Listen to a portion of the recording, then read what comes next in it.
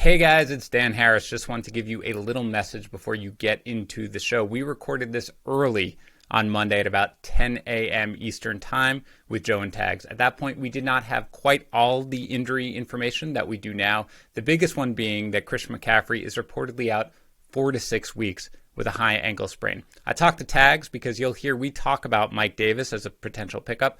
Both Joe and Tags discuss how they're not all that worried about McCaffrey's injury, so they don't put him up top. I talked to Tags. He and I had the exact same opinion on what we would do now. Mike Davis immediately becomes our number one waiver wire ad, and we would each spend 30 to 35% of our fab budget on him. That is with the hope that the Panthers don't run out and sign Davonte Freeman or anything like that. But as long as the situation stays where it is right now, both Tags and I would put Mike Davis as our number one waiver claim ahead of Darrell Henderson, and we'd each spend 30 to 35% of our fab budget on him. Enjoy the show. Hey everybody, welcome back to the Fantasy Pros Football Podcast. I'm your host, Dan Harris. With me, of course, is Mike Tagliere. You can find us on Twitter at DanHarris80 and at Mike Tagliere NFL. Tags, if ever a week of football needed a waiver wire show, it is this one. We talked about it last night. I mean, there are some pickups this week. This is going to be a good show, don't you think? There are a lot of different pickups. The problem is like, I mean, I'm sure you guys are going to say it the same thing. I don't know if there's like one that stands out. It's like, you absolutely, this is number one. I feel like there's just a bunch of guys that can contribute in different ways, but I think there's question marks about like all of them. So yeah. I don't love this week for the waiver wire, to be honest with you. I know it's going to be a very busy week considering all the injuries that you've suffered on your fantasy teams, but we're going to walk through it and try and figure out which ones have the most value. Yeah, there are a lot of names, and I'm really interested to see how you are prioritizing them, as I am with our favorite guest. It's none other than Joseph Rutherford Pisapia. He's here to join us. By the way, I make up middle names for people. I don't know. It's just my thing. Some people might be annoyed by it. I'm sure Joe Rutherford loves it. Anyway, Joe authors the Black Book series, as I'm sure you know. He hosts the Sports Grid Fantasy Game Day and the Black Book podcast and like 30 other things. You can find him on Twitter at Joe Pisapia17. Joe, thanks for coming on.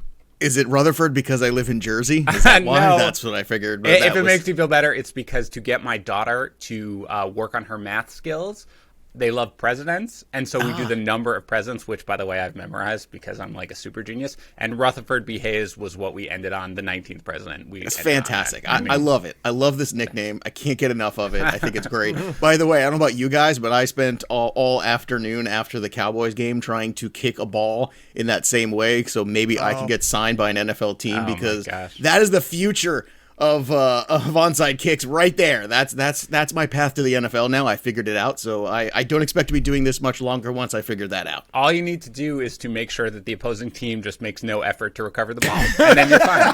That's apparent. I didn't realize that that's how you do onside kicks. You just be like, hey guys, just to be clear, you probably forgot to practice this whole thing. Just when the ball comes to you, just kind of watch it and stand around and don't actually dive. I'm waiting for a meme to come out with everybody having those curling brushes, because that's what it looked like. It looked like everyone just waiting. I was waiting for someone to sweep, to get the ball to go to 10 yards, and then yelling out crazy things in German to them, and then that's what I was hoping for. Oh, you can't go wrong with a curling reference. All right, look, today we're going to be briefly breaking down the Sunday night game, which was great. Really exciting, kind of we all needed that after last night. And we're talking about our favorite waiver wire pickups, but you know if you want to do your waiver wire pickups right, then you should be using our waiver assistant. It's over at fantasypros.com/myplaybook. You can identify the top players available in your league, view the percentage of experts who would add that player to your roster, and get a detailed analysis of the impact on your team. Now, the waiver assistant, just one of the many tools that we offer over at My Playbook, which is available to our premium members. And we've got a great offer for you today to get our highest premium tier for the rest of the season, absolutely free. Just go to fantasypros.com/offers. That's fantasypros.com/offers and get premium for free. All right, as I said, the game plan for today, we're going to talk a little Sunday night football real quick, get some takeaways there, some of which, you never know, might bleed into the waiver wire show. Then we're going to talk about the notable waiver wire pickups by position, running back, wide receiver, quarterback, and tight end. Then we'll talk about our top 5 waiver wire pickups overall, QB and DST streamers, and then drop or keep, where I'll list 10 guys and ask you guys kind of rapid fire, this guy who you're willing to keep on your roster, or is this guy who you are dropping? But let's start with your boys, Joe, the Patriots. They lose a close one here to the Seahawks, 35-30. Wasn't a game that we deserved, but it was the game that we needed. Look, things look a little... I don't even know how I'm supposed to break down the Seattle part of this game because it looked a little more normal. I mean, Russell Wilson, only 28 attempts. That's kind of more in line with what you see. Chris Carson, 17 rushing attempts. That's kind of more in line with what you see. And yet Russell Wilson throws 5 touchdown passes, one each to DK Metcalf, Lockett, Carson, David Moore, and Freddie Swain. Wilson is incredible. I don't really know what we can say about this game from the Seattle side. I mean, he's a top 5 quarterback. You start him every week, marvel at his glory. Joe, what do you want to say other than that poetic statement about the Seahawks from a fantasy perspective? you could bask in the glory of Russell Wilson. That's perfectly fine. That David Moore catch was, the concentration of that catch was unbelievable to me. DK Metcalf is a man-child. He's unbelievable. Were you guys worried about him out of curiosity coming in? Because you knew Gilmore would be on him, and it just doesn't matter. Well, they mentioned it on the broadcast that Gilmore does kind of, when he has the big physical, like if it's a Julio Jones or wherever it is, like they tend to let him play one-on-one with those guys, and typically he plays pretty well. And I think the takeaway from the Seattle side, at least for me, I don't know what Tags will say, but is that it took these big-time receivers making big-time plays in order to really get a lead on the Patriots. And the energy level of the Seahawks just doesn't quit. This is a team that is going to constantly fight, constantly be in it. They are very reflective of the coach. They have a lot to offer here in terms of fantasy. And, just kind of sitting back there and watching DK the last 2 weeks, it's everything that Mike and I talked about all offseason. I feel like, I feel like every one of my wide receiver cores this year is a combination of Calvin Ridley, DK Metcalf, right. Deontay Johnson, right? Which is all the guys that we talked about. And so far, the first 2 weeks, we look up and we're like, wow, I hope this stays. Right. Because if this keeps going in this direction, man, it's good. But I mean, Russell Wilson is he's playing at the top tier of his game. And I think that's what you're just watching. You're watching that, and Jamal Adams being added to that defense gives them that other layer of physicality they've been lacking a little bit in the secondary. No, we're not gonna talk about. Oh, okay, I don't want to talk about defense. Today, so, yeah, to be clear. Just not. You can talk about defense. You can talk about defense. No, Dan does not want you to talk about his former Jet player. No. Yeah. All right. Well, let me ask you guys this, and let me throw this to Tags. Actually, first of all, I will say with Wilson, it's one of these years where you're like, hey man, I took my quarterback a little earlier than usual. I feel great because I got Mahomes or Lamar Jackson or Russell Wilson or Kyler Murray or Dak Prescott. But if you waited on quarterback, you got Cam Newton or Matt Ryan. So it's just all your quarterbacks are good this year. But I want to ask Tags this because I know last week, Tags, Chris Carson, I believe he got either 6 or 7 carries last week. You expressed a little bit of worry. I assume that after, he caught the receiving touchdown, but I assume that given the 17 carries, you're not worried at all about Carson, right? I'm not super worried about him, no. But at the same time, you have to have concern because Rashad Penny is reportedly doing well,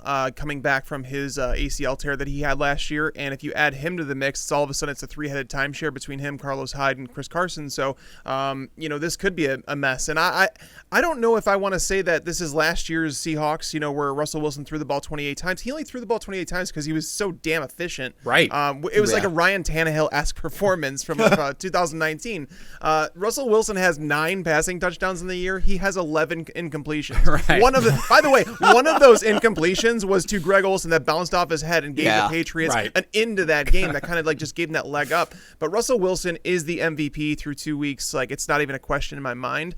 I think it's a joke that he's never received an MVP vote, and I think that he's out there. He's on a big FU tour right now, and I do think that they're going to throw the ball more now that they have DK Metcalf, Tyler Lockett, Will Dissly seemingly coming back. Carson's being used more in the passing game, so love what they're doing there.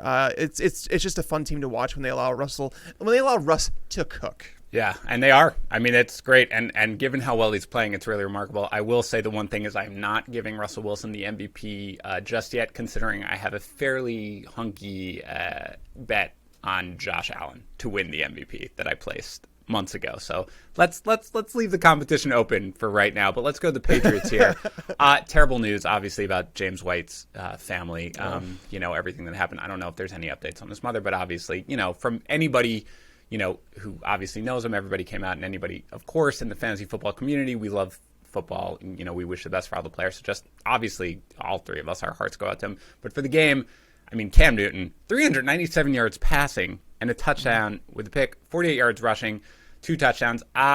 Joe, I guess, I don't know if you do rest of season rankings. If you do, I don't know where you'd have them necessarily, but if you're like Cam Newton, you have to choose one or the other, Cam Newton or Matt Ryan rest of the season? Who are you taking? Well, as long as the Falcons defense continues to be the Falcons defense, I'm still going to be really pretty good about Matt Ryan, but I think that gap is certainly closed. I mean, there's no way you can't think Cam Newton is not at least a mid to low level QB1 at this stage because of the rushing touchdown equity that he brings every single week to this offense. And it was in week 1 when I watched him too, the first thing that came to my mind is I said, physically, he looks like a rookie again.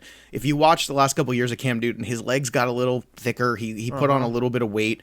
He looks so healthy and so strong, and he just looks refreshed and ready to go. And I feel like he's the kind of player who has such incredible talent, but it can be his own worst enemy. And I think the discipline, at least so far, of that Patriot way has been a really good thing for him. Now, my problem here was where we were talking about this before we came on the show.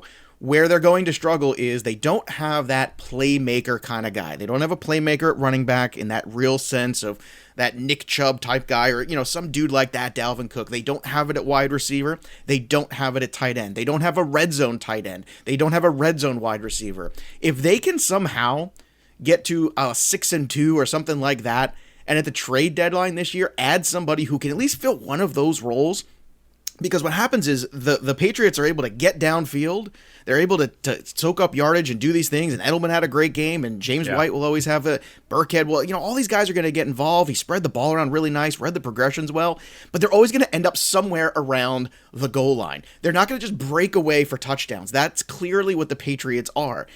And you just don't want to become too one-dimensional down there. It's great. It's been brilliant for the first 2 weeks of fantasy for Cam Newton. But at the same time, if they don't add another wrinkle into that goal line offense somehow by getting, like I was saying before the show, if they could get a Mike Williams or some red zone tight end at least that, some team that's out of it can just jettison because of cap space and things like that, this could be a really dangerous team, and they are going to potentially be a playoff team too because that defense is still very good. I understand that the Seahawks put a ton of points up, but it took huge plays and moments to put those points up, and sometimes too. So I want to point that out as well. Let me ask Cam's you been guys, great. let me ask both of you guys something, because why can't Nikhil Harry be that guy? I mean, he is a guy who I want to talk about today on the Waiver Wire show. Of course, why? I mean, Harry was thought of a little bit as that guy, right? When he came over, everybody's like, well, Cam Newton sort of, he had Kelvin Benjamin, and he obviously made that happen in Carolina. Why can't Harry be that guy? I mean, Harry's playing pretty well, right? 12 targets, 8 catches, 72 yards. Why can't he be that? He might have to be that guy, right? But why? I mean, eventually. I think he can be that guy. I don't know. What do you think, Tags?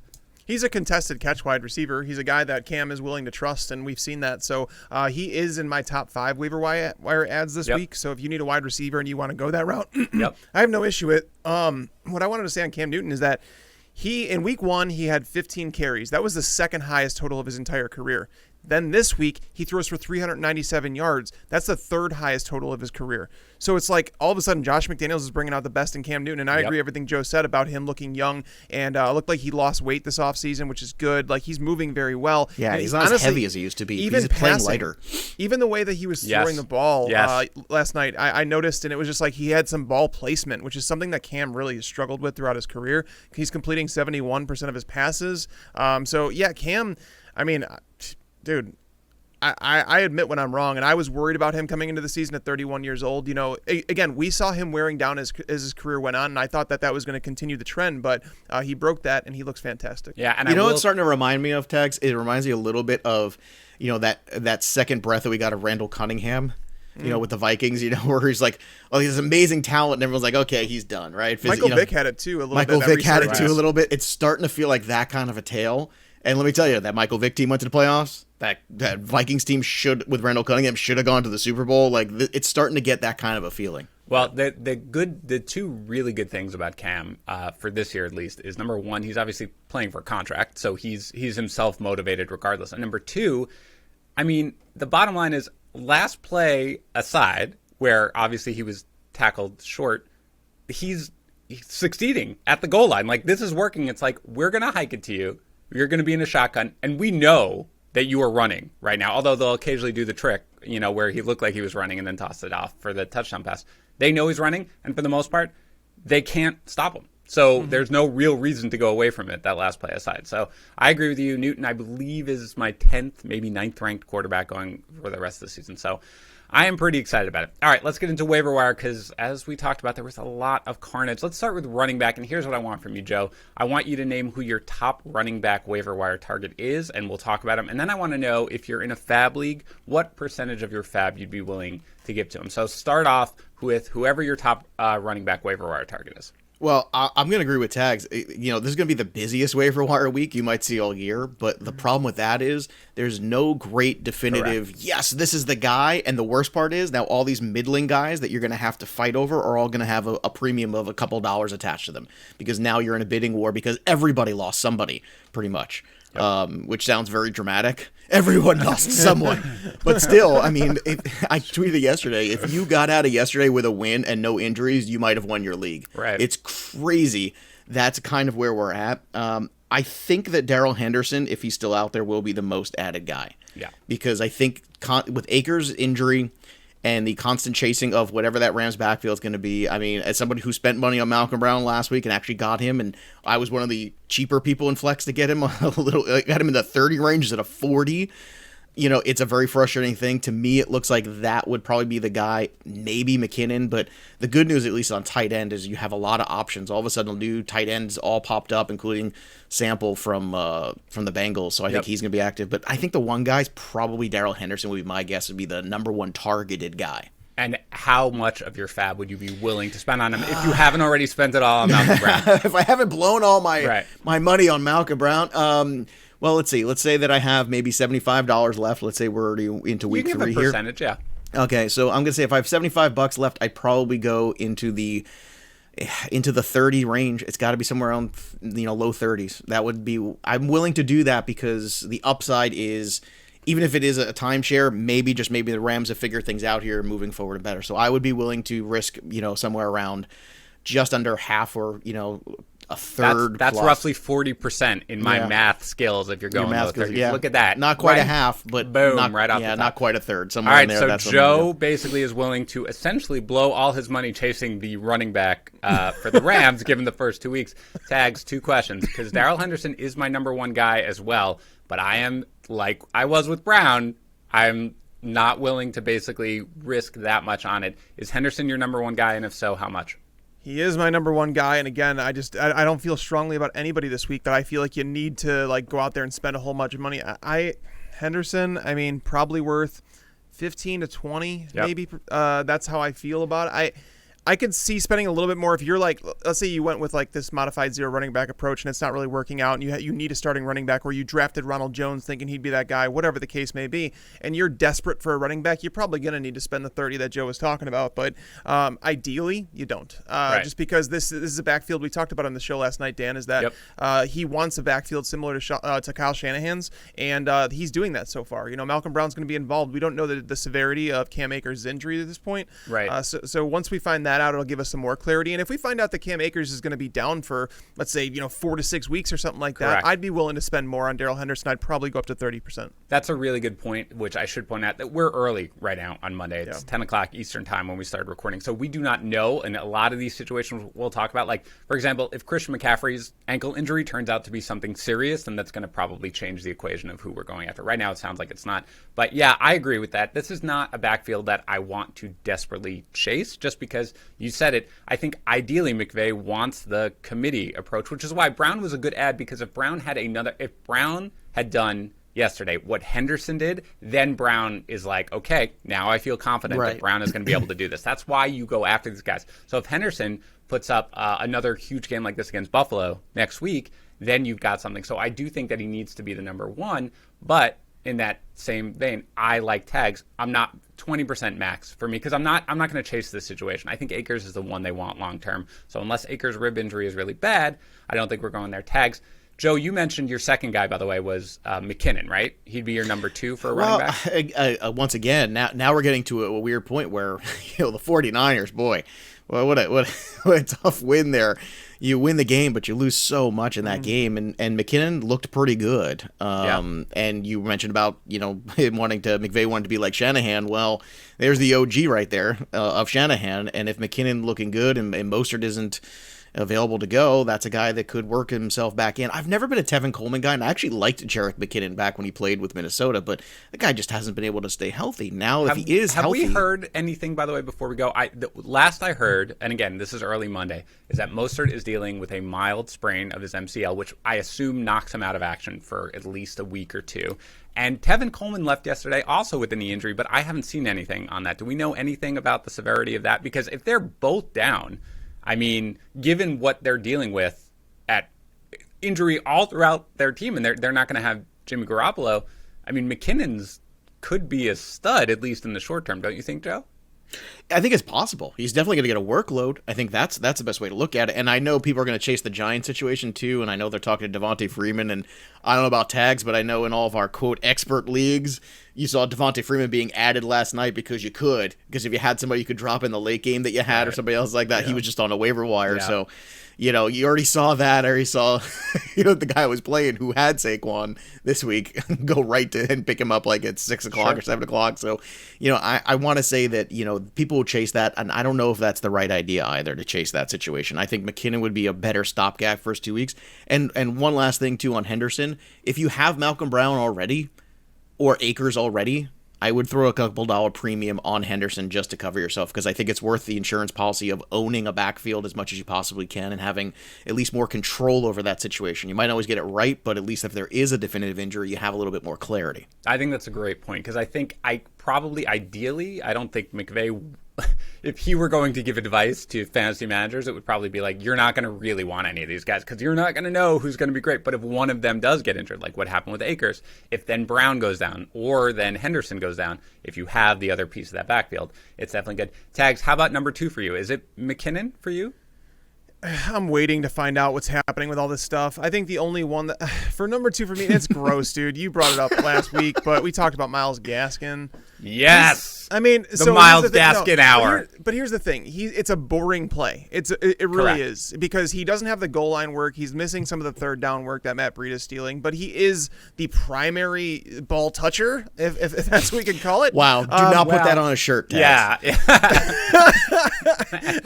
But no, they're playing against Jacksonville on Thursday night this week. So if you need a running back that you can plug into your lineup, that you're just looking for a floor, you're like, hey, I'm not chasing a ceiling. I just want someone I could plug in. You could probably get Gaskin for a couple bucks. I don't think people are going to be overspending for him because he's not getting those goal line carries. So Gaskin, it's between me with I wanted to talk to you guys about this because I'm open to moving these guys. It's between Gaskin, Deion Lewis, and McKinnon. I'm expecting the Giants to either sign Davonte Freeman or Wayne Gallman might be the better pickup, because Wayne Gallman is more of a true 3-down back than Deion Lewis is at this stage of his career. So I think that a lot of people are going to waste their money on Deion Lewis, especially if they don't sign Davonte Freeman. And it's like one of those signings I just don't want. So that's why I said Gaskin over him. And then I was like, well, McKinnon, I just want to know what's happening with the injury with Mostert if he's going to miss time.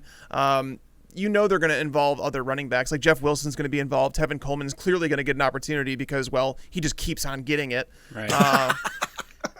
That's what I'm saying. Like, I'm kind of grossed out by the running backs here. I mean, Wayne Gallman might turn out to have the most value of all of them, but we just don't know what that is right now. All right, so here is how I view it. And just so you know, Joe, last week, I was apparently the Myles Gaskin guy. I wasn't like, go get Myles Gaskin. I was more, don't bother with Adrian Peterson. I'd prefer Myles Gaskin. But that became, I'm the Myles Gaskin guy, so that's fine. He is low on my list because there are just no upside there. Jordan Howard is going to continue to gain negative yards per carry, but get the touchdowns. Matt Breida looked okay when he got him. Yeah, Gaskin, fine if you were desperate there.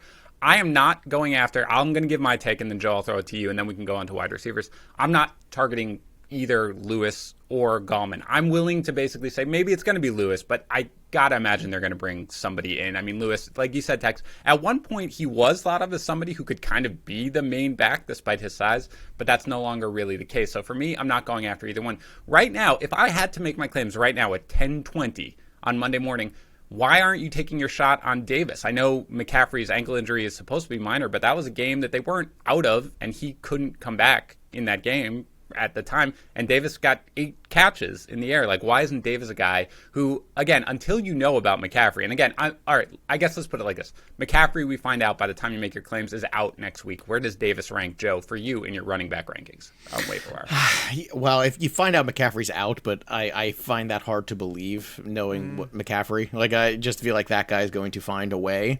But if he is out, once again, I think it's only a 1-week play, so I'm not going to go crazy and empty the tank there.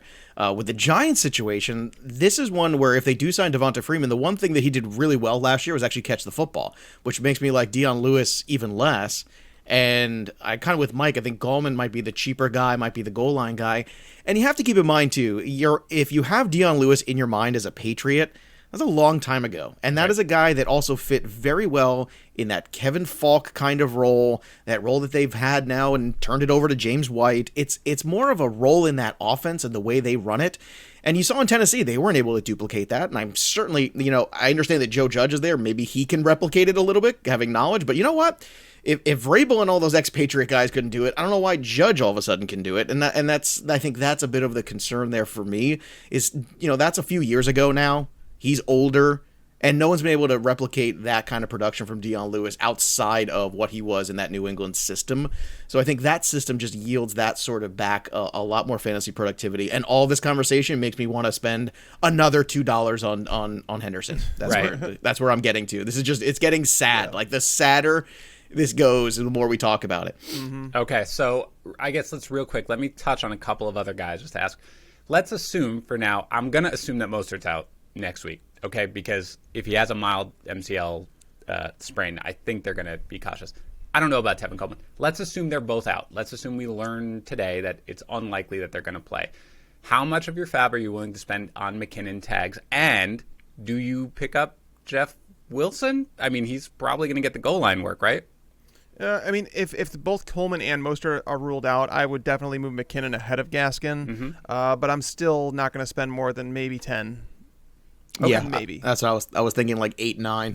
So we're in the same path there. And if you're in a deeper standard league, Wilson's definitely in play for a couple bucks for that touchdown equity, especially against the Giants. And I guarantee you, every single person listening to this right now is like, you guys are idiots because you haven't touched on the most exciting running back pickup of the week, and that's the guy who got 21 carries and you're talking about Frank Gore. I'm going to hang up the phone. 63 yards. You're not on the phone. You can't hang up. I actually have control of what's happening right now. Frank Gore, I'm kidding, obviously. The fact that he got 21 carries for 63 yards in a game that they were behind from the get-go is hilarious. But I just want to make it clear. We're talking about guys like Myles Gaskin at this point. If you're going to get 20 carries and you've got a game against Indianapolis, is anybody thinking about Frank Gore? To be clear, he's like last on my waiver wire pickup. I'm not looking to add Frank Gore. I just want to make sure I'm not missing anything. Neither one of you guys. If he's a desperation, secondary, you go down, you put your list of names that you want in the order, and you need a body. Yeah, okay, you throw a couple bucks on him. I can understand that. You're just trying to get by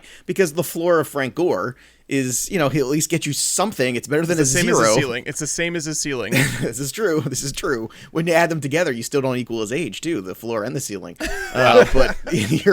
But I mean, they got a matchup against the Colts on the road. I mean, that doesn't necessarily portend very well either. Yeah, but obviously it does not matter. Just don't roster any Jets. Do not roster any Jets. Don't do this to yourself. I did it to myself this week in DFS with Chris Herndon in my DFS lineup, and I mean, I still It's cash funny. somehow. You should have listened to my show because we talked about Herndon as a huge trap this week because it looks so good on paper, and I'm telling you right now, Adam ruins everything. That's the Jets t-shirt. Yeah. Well, I'm going to go out on a limb and say that if you have no running backs on your roster, Frank Gore is worth 1% of your fab budget. So don't be scared to just get out there. All right, let's go to wide receivers. I'm very interested to hear how you guys feel about wide receivers right now because there are a lot of intriguing names I think out there. So Joe, who's your number one guy that you think who are you targeting and how much of your fab are you willing to spend if you're a wide receiver needy team? Well, if Russell Gage is still out there, I would still plug in him because I mean that's a dude that I just think is going to get looks because why? Because the Falcons are going to let other teams stay in games for a very long time. I'm shocked by what's going on with Jacksonville. Probably Mike is less shocked than I am because he was very much on the Gardner Minshew train.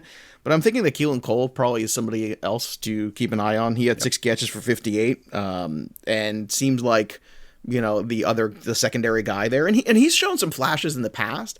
So that it's not a guy that is bereft of talent, and maybe Jacksonville's offense is starting to improve. So I think those are kind of the two guys that I'd be looking at. So those two guys are in my top 5. I have my top 5 pretty close, but Tags, he's not my number. Joe didn't name my number 1 guy. I'm assuming Corey Davis, but I guess that's weird. No. I already have. let's assume Corey Davis is out there because he's rostered too many. Tags, what do you think? Oh, Corey Davis is he's not on my list because I think he's too highly owned. So who's that's what I thought too. Yeah. So. But then Gage. again, maybe we're wrong. I mean, I think maybe even after last week, people weren't buying into it because they've seen this story. Oh, that's 100% the case. Like I know course. that. Yeah, Of I do course. a weekend waiver wire stash article that comes out on Saturday mornings, and Corey Davis was in there because I said he must have burned people so bad they don't want to pick him up because I think he was available in like 70% of leagues, and it went up before we got to the game time on Sunday. I think because people finally realized that A.J. Brown was out. But yeah, he's too highly owned. But Russell Gage is my number 1. You have Julio Jones playing through a hamstring injury. Todd Gurley apparently can't catch the football anymore. And he went from a guy that he caught 1 of 5 targets in week 1, and then he saw 0 targets in week 2, where they brought in Brian Hill and Ito Smith to start doing some work. So the targets over the middle of the field are going to be there. So Russell Gage is a guy that he's not sexy. And I said he reminded me of Adam Humphries a couple of years ago in Tampa Bay, where you knew you had Mike Evans there, and then you had Chris Godwin, who was still, I think he was a rookie that year, being worked in a little bit. But Adam Humphries was a guy you never felt great about playing him, and you're always like, I get a decent floor with him, especially if you play in a PPR format. I think Gage is the safest option. Yeah, and Gage, we talked about it last week, Tags. I mean, since the Mohamed Sanu trade, he's basically 8 targets a game. Like that's what he is. And right it's now, basically Sanu's workload. Right, 21 targets so far, 15 catches, 160 yards and a touchdown. That's good. The guy who I am really more looking for, and again, I think there are a lot of interesting guys. I think Keelan Cole's a great pickup, by the way, because I do think I do like this Jacksonville offense. He is getting the targets, and Minshew is pretty accurate, and he's willing to throw it. And Cole, you're right, once upon a time was a guy. What about Michael Pittman Jr.? I mean, this is a guy, obviously, when you're a rookie wide receiver, it usually takes a little while to get going. But if Paris Campbell, and again, we do not know the severity of the injury right now to Paris Campbell, other than they think it's probably not an ACL, but he was carted off. There's no way he's going to be coming back at some point. Tegs, we talked about how bad T.Y. Hilton looks generally. I mean, only 6 targets, 4 catches, 37 yards. But, I mean, Jack Doyle is banged up. T.Y. Hilton doesn't look good. No Paris Campbell. They get the Jets. Michael Pittman Jr. is a guy who I'm looking to add. Are you guys not as excited about him? I mean, well, to be fair, Dan, I was carted off last night's show. I am back today.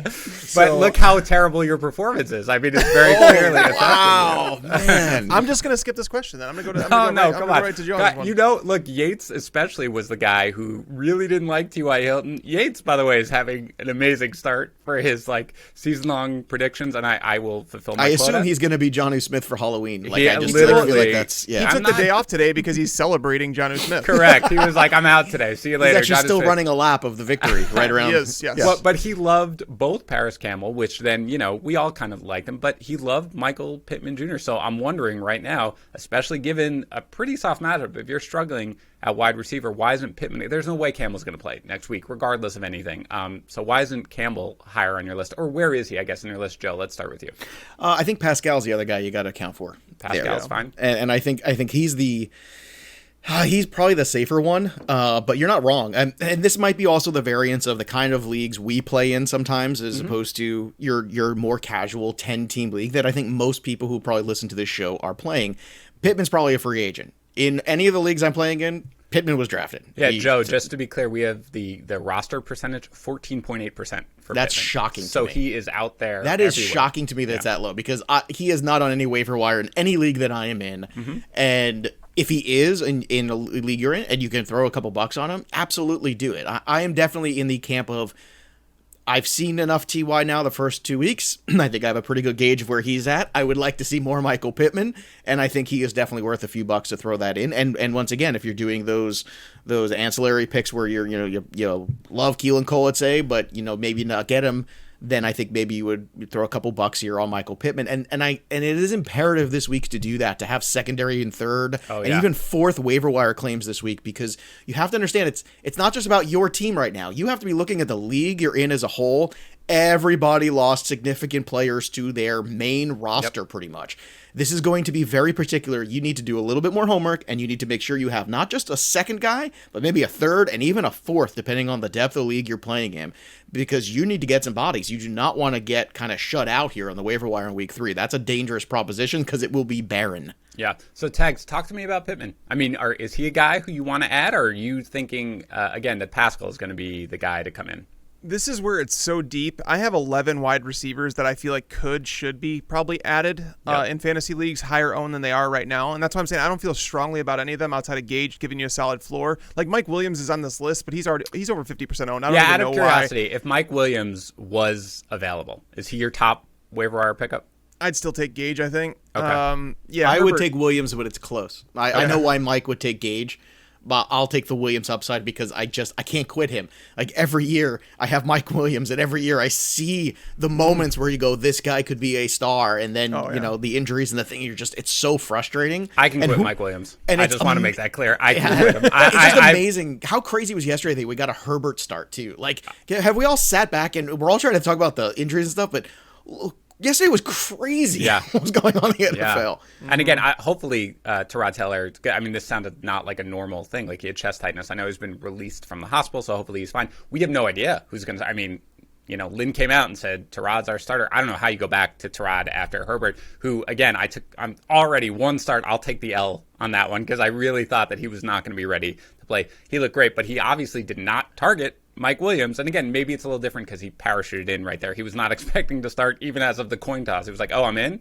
Okay, let's see what this happens. But for me, Williams is there, but I don't know, man. I wasn't on Williams before the season. I'm not here. Let me throw 2 other names out there.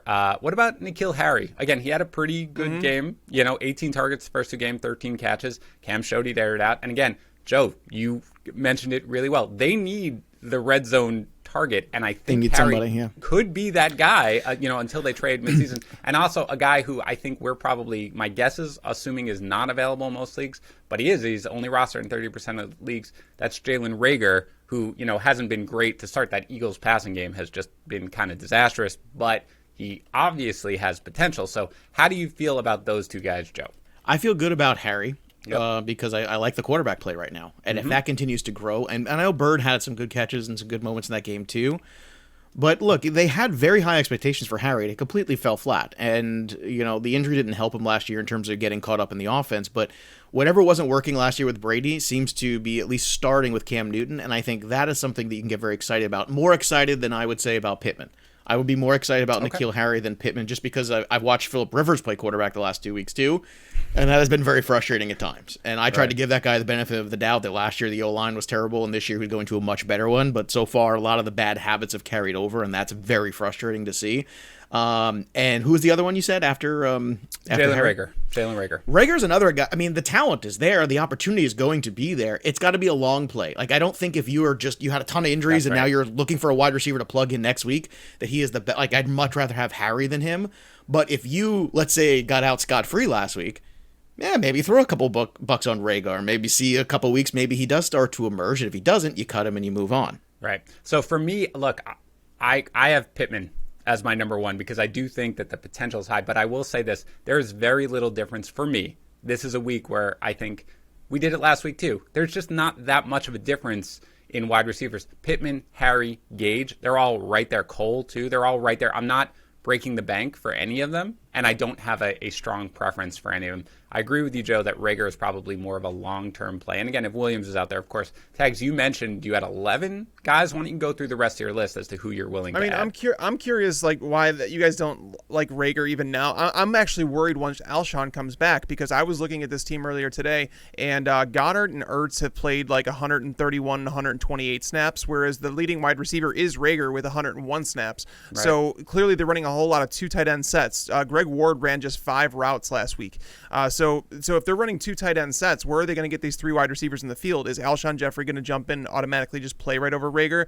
Rager actually, he ranks 9th right now in air yards among wide receivers, which is typically an indicator of future success. So I don't want to overreact to him. He was obviously coming off an injury that we didn't expect him to play through the first couple weeks of the season. So the fact that he's out there getting air yards, it tells me a lot. The matchup they have this week is actually a good one. I would hold on to him. I mean, if you're going to go to the waiver wire and he's there, he's available. Yep. If somebody didn't pick him up beforehand, you're going to be able to get him relatively cheap. If he's still on your waiver wire, you're only going to have to throw a couple bucks out there because it's not like he had a massive performance or anything like that. Right. Well, and the Bengals defense is terrible next week. So, but you're not starting. That's There's a good no way plug and play. he's got 4 targets in both games, right? I mean, But that's the thing is those targets are also down the field. That the Bengals are not generating pressure up front. Carson Wentz just needs a little bit more time to complete those. So there could be. He's a boom or bust option for me. He's like a wide receiver 4 or 5 that offers boom potential, but there's also bust potential. A lot of these guys we're talking about are safe options. It just depends on what you want in your team. Like Valdez Scantling, for example, he's 12th among wide receivers in air yards, but he also had an ugly drop last week. He's continually up and down, and we don't know how to feel about him. They're playing against New Orleans, which is a tough matchup, but it's better in the slot than it is on the perimeter. Van Jefferson is a guy that I think that's a long-term one. Yep. Van Jefferson is a guy that we heard continually throughout camp that he was like outperforming expectations. They drafted this kid in the 2nd round. They clearly liked him a whole lot. He looks the part. He looks fantastic when he's out there. And then obviously, getting targets this week, producing on them against the tough Philadelphia Eagles secondary. I like him going forward, and I think that he's probably a stash. He's not someone that you want to play right away because he still needs to fully take that job away from Josh Reynolds, but that's a stash. And then Traequan Smith, we have not seen him play yet. He's obviously playing in the game tonight. With Michael Thomas out of the lineup, Traequan Smith can actually surprise a lot of people because he's been extremely efficient with the targets he's gotten. So if he has a role in this offense and he's getting 5-6 targets per game, he can make it work. So it's just like a cluster of wide receivers, but the top tier for me is clearly Gage, Nikhil Harry. Those are the 2 guys that I feel like are head and agree shoulders. with that. They're like the best combination of floor and upside as the season goes on. I think Mike hit it on the head. I think when you're trying to look just like at who's the best 2, that you can put all these things that we were talking about, like, oh, this guy's got a good, the good deep stats, and this guy's got good quarterback play, and this guy's like, you put all that stuff, you end up with Nikhil Harry and Gage probably.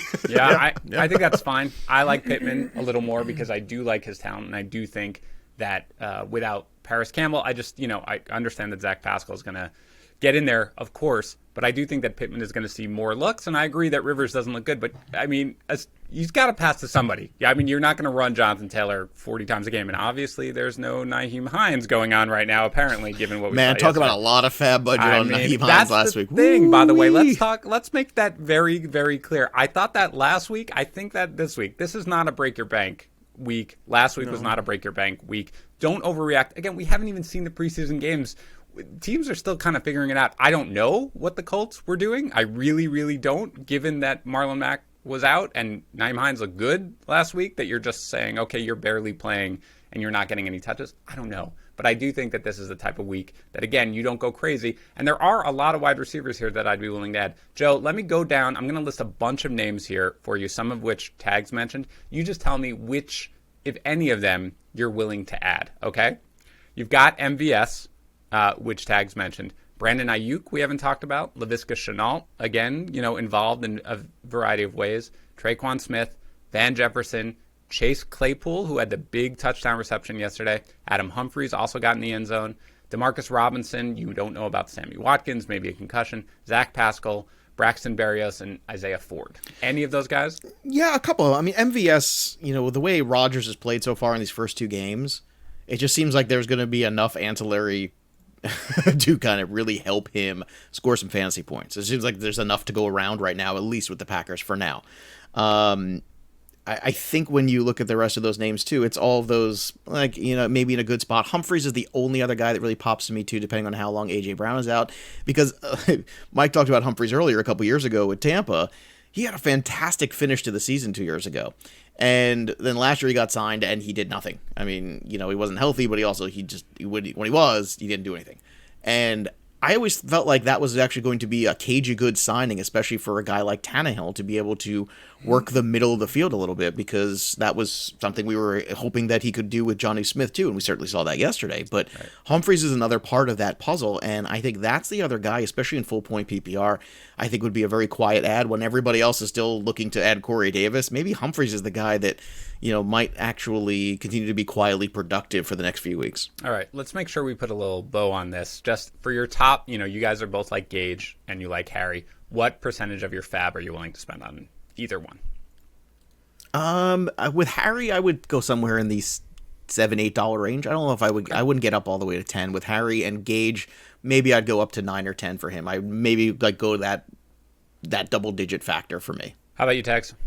I might be in the 10 to 15 range for Gage and Harry. If Gage is still there, again, you probably don't have to, because after having that 100-yard performance in week 1, you figure that he was added in leagues where he was going to be.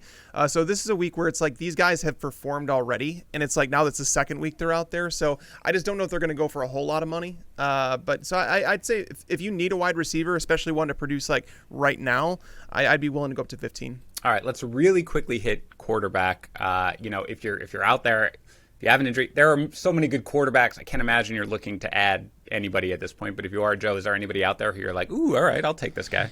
Well, I mean, if Gardner Minshew's still out there, I guess you got to add him. Yeah. I mean, if you listen to Mike, the chances are that that's not the case. He's been drafted in the 6th round, if you listen to Tags. Yeah, I agree, though. Yeah, go ahead. I mean, him and Tannehill, if you're in a single quarterback league, I think both of those guys. And look, if for some reason Joe Burrow's floating around your league, please go add him. Oh, yeah. I mean, I don't know if that's the case. I play in a lot of Superflex, so that's not the case in my universe. But my goodness, watching him Thursday night, all I kept thinking was, I'm sure everybody's having the same thought, if the Bengals can just surround this guy with a good offensive line and avoid the pitfalls that the Colts did with Andrew Luck, where they didn't protect him well enough, and then he kept getting hurt, and the next thing you know, he retires before he's even 30, basically.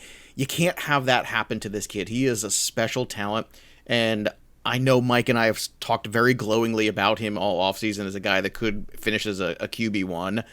I don't see how there's any doubt about that when you watch him last week. And you see all the targets to AJ Green. Everything is so close, and you see the way he's able to make plays with his legs, and he is completely unfazed by anything that happens to him negatively. And I got to tell you, that is a great quarterback for the Cincinnati Bengals to have, because there's going to be a lot of negative that's going to happen to this kid. And he lost the tight end, and he found the other tight end. And, there's just no stopping this guy mentally or physically. It's just a matter of, can they protect him well enough that he doesn't get hurt? But Burrow's got to be added. I'm sorry, you just have to. Yeah, if Burrow's available, Tags, I assume that's your guy. And if not, it's Minshew, right? Yeah. All right, good. We don't even need to spend time on it. Minshew would be I'd actually prefer to start Minshew this week over Burrow, though. So if you're just looking for 1 week, I would go with Minshew. All right, that's fair. Let's go to tight end, because it's more intriguing here. We got a lot of interesting names here. Joe, who's your number one target for tight end if you're struggling? Well, I'm assuming Gesicki's owned in most leagues, so I'm not going to go through that. But if he's not, probably that's the obvious add this week. I really liked what I saw on Thursday night from Sample. I thought Drew Sample played really well, and Uzoma's not going to be back in a while. And I feel like that's a good safety net for that young quarterback to see that tight end. And he found him in a lot of spots, and the guy is a big-bodied kid. He seemed to move well. Everything looked like it was in sync, and that is a huge thing. We're always looking for the guy who's in sync with his quarterback, and I know there's guys out there like Mo Alley Cox. I don't know if we're just chasing this past week. It feels like we might be, but then again, maybe this is another thing without Paris Campbell on the field that we have to account for. Maybe Pittman and maybe some Pascal and those other guys aren't the answer. Maybe Cox is the guy who ends up benefiting the most from Paris Campbell being out. But I'm not going to go chase Jordan Reed. I'm just not going to do it. I'm sorry. Can't do it, won't do it. But Sample's that guy for me. If you knew George Kittle was going to be out for 4 weeks, all right, would that change your opinion on Reed? It would. Okay. It would, but I would imagine we're getting Kittle back sooner than later, right? I imagine next week. It seems like a next week kind of thing, which means that people will chase it and then they'll get frustrated. And that's kind of where I am. So Sample to me has the most long-term appeal of some of the guys that I saw play this weekend. Interesting. Tags, do you agree with that, or do you have another name? Sample. Really? Yeah! All right, Ample. Well, yeah. I'm in on Sample. I got some stats for you guys on this one. Oh, goody. My favorite. So the Bengals have thrown the ball 97 times through 2 weeks. The tight ends have accumulated a 21.6% target share. With Uzama out, they went to Sample. Sample is tied for the league lead in red zone targets with 4 of them. You look at what happened with this offense. AJ Green, I don't know what to do with AJ Green. I'm going to be honest with you guys. He's a guy that has crazy amount of air yards. He's getting the targets, but he doesn't look like the same player. Burrow looks good, and Tyler Boyd is a guy, but he's going to be limited in tough matchups. Like, for example, this week they're going against Philadelphia. He's going to match up with Nikhil Harry Coleman in the slot. They've allowed 4 touchdowns to tight ends. I think Drew Sample is a guy that you can stream this week. I think he might be he might be like a Logan Thomas, but in a better offense. Like when we talk about Logan Thomas and following those targets over the last couple weeks, that's fine. And I always follow the targets at tight end, but Sample is attached to an offense that's going to throw the ball more, and he seems to be a favorite of Joe Burrow. I mean, when you saw it seems like Lamar and Mark Andrews last year. Like, that's what it looked like to me a little bit. It was like this weird shade of that where you go, well, this kind of came out of nowhere. It really did. And honestly, when I was doing my I did the primer for the draft day edition, which is I was like trying to look at every different scenario. And I said, Uzama is not a guy that you're going to say, oh, we can't take the job away from him. Sample always could have earned that job. We just didn't see it much from him in year 1. So to see him get a shot, even in that game against the Browns last week, he played extremely well. I'm high on Sample this week. I actually think that you can consider him a streaming option, and I'm not going to be afraid to play him. So nobody wants to talk about the guy who saw 10 targets and caught 9 of them for 88 yards. Oh, that's your job. You talk about He's number 2. Yeah, he's number 2 on my list. He's number 2. That's fine. That's Dalton Schultz. Let me ask something. Was this just oh, God, we're down by 20 points. We have to have this miraculous comeback, and so we're just going to go everywhere? Or everybody was really excited about Blake Jarwin, because of the fact that Jason Witten and Jarwin last year, again, 124 targets or whatever it was. So that offense targets the tight end. How do you guys feel about Schultz? Is this sort of a one-off, or is this somebody who you think? I don't think it's a one-off, because I thought he looked pretty good in that game against the Rams too. I think what we're all realizing is that this Cowboys offense is yet again going to be fantastic for fantasy. I can't tell you how many CD Lamb shares in the 12 leagues I'm in that I have. It's probably 7 or 8. And, that was cautiously optimistic, and I was cautiously optimistic about Jarwin. And you look at the amount of targets that went to the tight end last year, and you look at Dak's career and how he always found the tight end, whether it was Witten or, Jarwin at times. That tight end is going to be part of the offense because that's just part of the way they run things. Now, He's got to hold on to the football. Otherwise, he won't see as many. So that's one of those things you have to keep in mind. That's the only thing that really kind of stuck with me yesterday. It's like, when you get these opportunities, you can't turn the ball over. And that was that one thing he did in that game that kind of stuck in my craw. But outside of that, the rest of it was pretty good. And it was pretty good in week 1, Sunday night against the Rams as well. I thought he looked the part, basically. Yep. Yeah, and Tag, so you're also all right with adding Schultz, but he's behind Sample for you.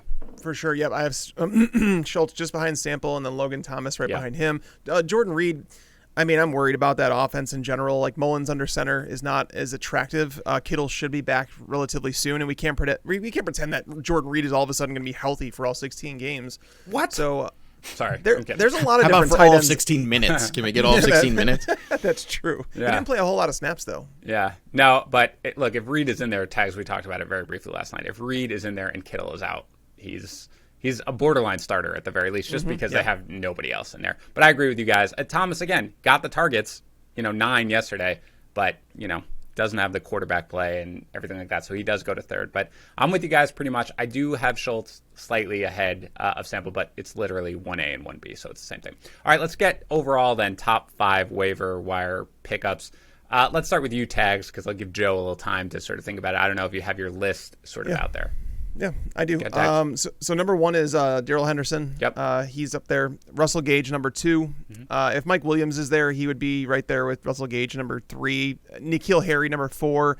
And again, those guys. So Darrell Henderson, I'm willing to do 20. Again, 15 to 20 for him. But if you need a running back now, you kind of can't wait. Or if we hear something about Cam Akers, I'm willing to go up to 30. Russell Gage, Mike Williams, Nikhil Harry, those guys are in that 10 to 15 range. And then from there, you get to guys like Jalen Reagor, Keelan Cole, Drew Sample, Minshew, and that's where it starts to go down to like the $5 tier for me. We talked about all those options, but those are my top ones. How about you, Joe, if you had to do top 5? Well, it's basically the same guys. Yep. Basically the same price, basically the same order, because Mike is super smart and handsome like me. Henderson, Gage, Harry, Sample, Cole. Reagor for me, there's something right now that's off with the Eagles, and I'm getting a little worried. I mean, we know what it is, but still, it was the first time in 21 games that Carson Wentz didn't throw a touchdown pass. It just seems like things are just not flowing there, and it's only 2 weeks, and we don't want to overreact. And we saw what happened with the Falcons last year, right? Well, Falcons were 2-6, it was awful, and then they went 6-2. So anything can happen. Seasons can get turned around, but it's starting to frustrate me. So Cole and Reagor are kind of like tied for 5th with me, but Sample's number 4 too. I just, and I'm trying not to overrate what I saw in that one game, but this is why it's so important to watch. It's more than just the stats. If you're really serious and you're putting big money into some of these leagues, you got to watch what's going on when you can, especially when they isolate those games. People rolled their eyes about that Thursday night game. Oh, it's the Browns and the Bengals. Nobody wants to watch it. You know what? It was a great, fun football game. Right. Was it clean all the time? No, of course not, because it's the Bengals and the Browns. But it was very entertaining, and you could find a lot of things that you could take out of that game. The way they used Kareem Hunt at the second half of the game, to really watch that, to really watch the play action with Baker Mayfield, and see how that was working for them and starting to give them a little bit of a different identity on offense. So it's very important that if you watched, you saw Sample, and you saw basically everything Mike's talking about from a stat size, you saw it with your own eyes. Yeah. Well, if you've listened to this podcast, you roster Jonnu Smith, so you're fine at tight end. You don't need to that worry is about fine. it. Well, exactly. You know what? It's funny because I was into Jonnu Smith and then spending so much time with Kyle on the show in the offseason. I think I ended up with more Jonnu than I thought I was going to. And you know what? Kyle, thank you very much. This is my official thank you on the show. Well done. I know he's got a flag outside of his house now as well. People have like those, it's fall flags and things like that. It's just a big picture of Jonnu Smith in front of his house. His poor I will wife. say that a good rule of thumb for a fantasy analyst is not to take victory laps in September. And in baseball, we always say it, don't take April victory laps. So for me, I'm not all that different. I do have Darrell Henderson number 1. Again, maybe up to 20% of my fab budget if I absolutely had to. For me, number 2 is Jerick McKinnon, just because I do think there were all the reports about how good he looked. I always favor the running backs anyway. There were all the reports about how good he looked, in camp.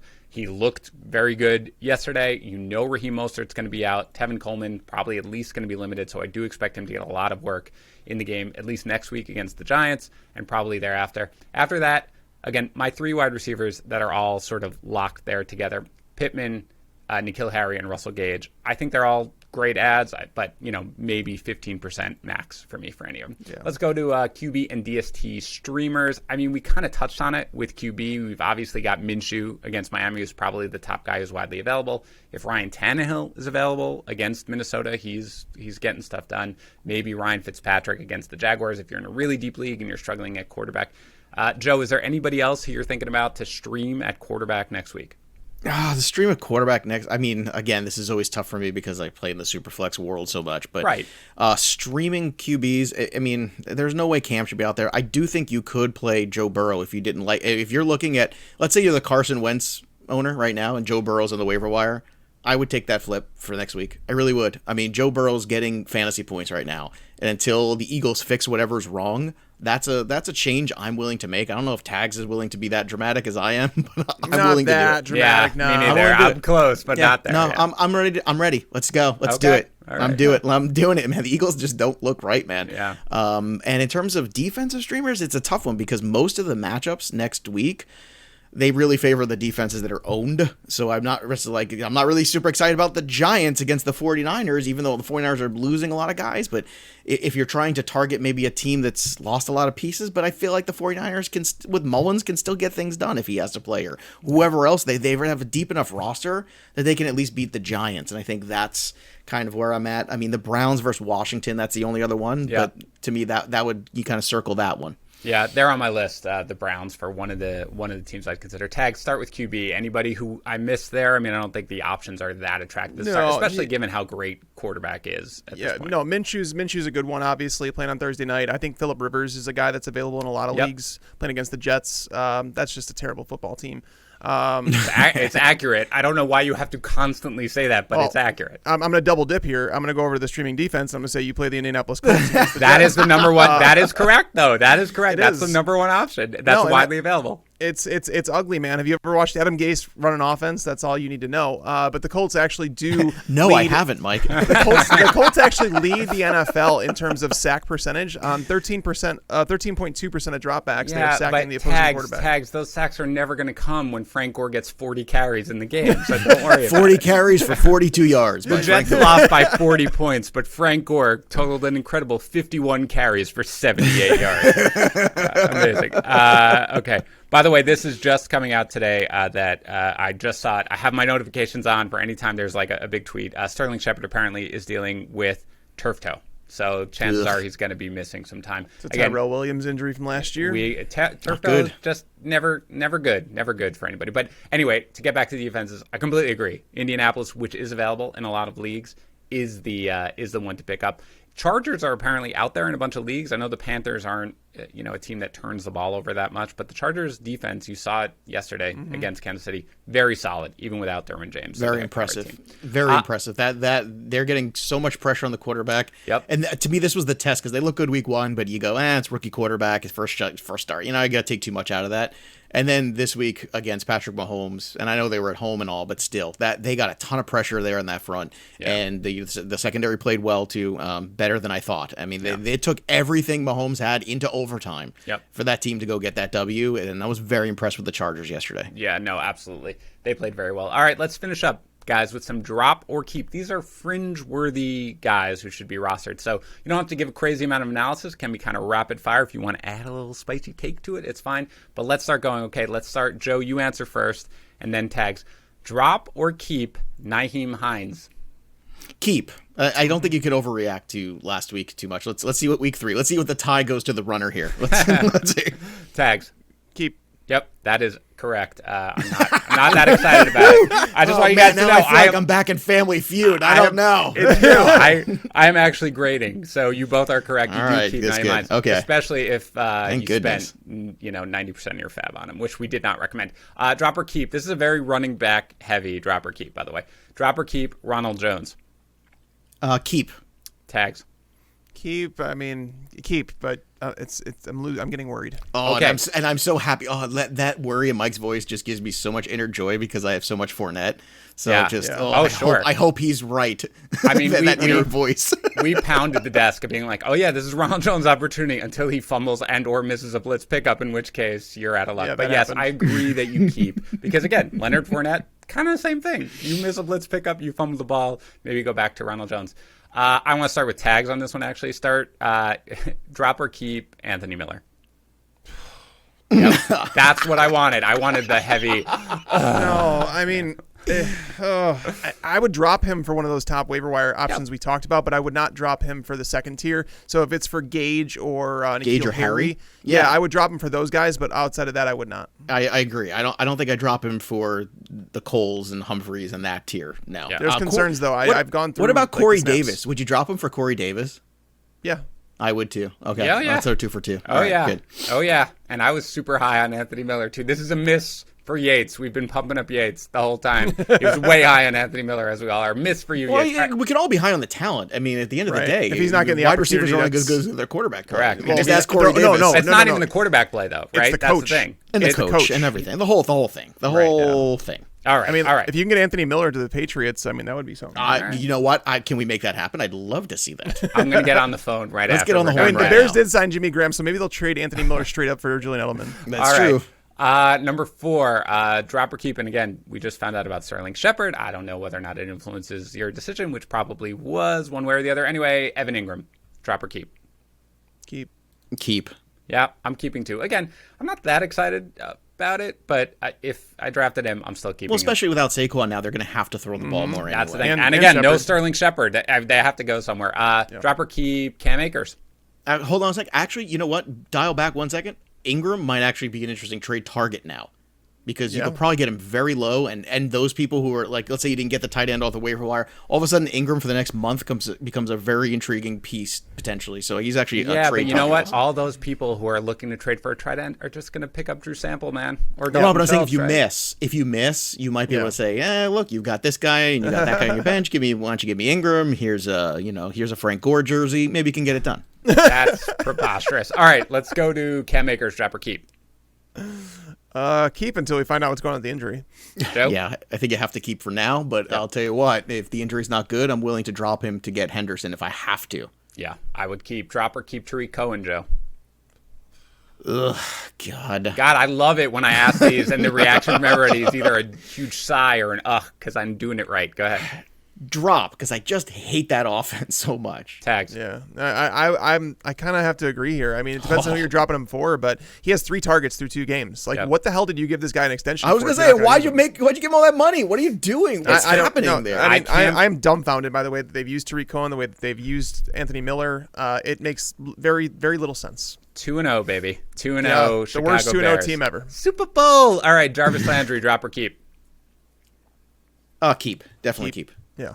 Tom Brady, drop or keep? Drop for Joe Burrow. I'm not kidding. I'm gonna keep him for the moment. I mean, I have to keep him because he was my son's first round pick. But other than that, I would be dropping him, no problem whatsoever. Drop or keep? Then I mean, I think I know the answer to this. Malcolm Brown. Keep. Yeah, you have to keep it. You have to wait and see. Yeah, What's going on here. Yeah, you got to keep. Yeah, we're keeping every part of the Rams backfield, unfortunately. Drop or keep? Last one, DeAndre Swift. Keep. Yeah, keep. It's too early. Long term, he's the best Lions running back to own. Yeah, I think you'll be happy you kept him by the time we hit Halloween. Yep, I think that's right. All right, guys, that's it for today. Joe, thanks for coming on, man. Remind everybody about the 80 places they can find you. I'd rather tell them the places they can't find me. It might be easier, but thanks for having me on, boys. Always good to chat with y'all. Sure. You can find me every Sunday morning, 8 a.m. Eastern on Sports Grid, hosting Fantasy Game Day with the Matt Stryker and Impact Champion Eric Young, which is a great fun show, and it doesn't even conflict with FantasyPros because I think you guys you do your live stream right after. So you can watch me and then watch them. You can check me out on Fantasy Sports Today, 5 days a week on Sports Grid. Check out the Black Book podcast, the DFS shows at Line Star, and In This Ring if you like wrestling. So there you go. And of course, Joe Pisapia 17 on the Twitter machine. There it is. All right, don't forget to check out our waiver assistant over at fantasypros.com/myplaybook. Or help with your pickups, go to fantasypros.com/offers to get a premium subscription for free. Again, Yates and I do a waiver wire live stream on Tuesdays at 2 o'clock on our YouTube channel, youtube.com/fantasypros. Do not forget to check it out. We are going to be back tomorrow with another episode. We'll talk to you then. Thanks for tuning in to the Fantasy Pros YouTube channel. Make sure to check out our featured videos as well. Also, make sure to click that red subscribe button to get notified when we post videos in the future.